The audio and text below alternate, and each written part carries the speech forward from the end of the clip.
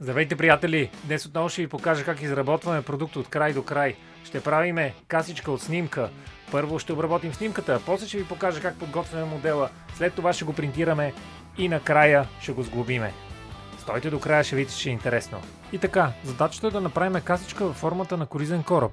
Оказва се, че никак не е лесно да се намери подходяща снимка, защото на повечето или кораба е закотвен на някое пристанище, или се вижда под някакъв странен ъгъл.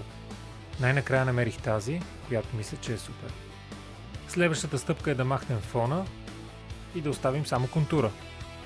Това изображение ще определи формата на касичката. След това следва да позиционираме монтажните отвори и започва един много досаден процес по селектиране на всичките прозорчета, за да можем да ги отцветим в различен цвят.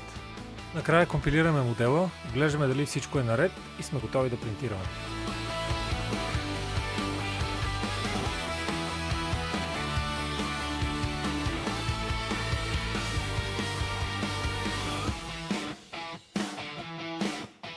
Всички части са готови, сега отивам да ги сглобявам.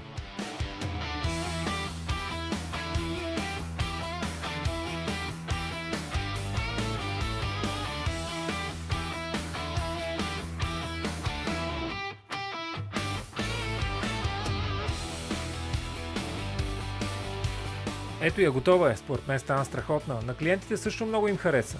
А на вас, хареса ли ви? Оставете някой коментар. Това беше всичко от мен. Благодаря ви, че останахте до края и до следващия път.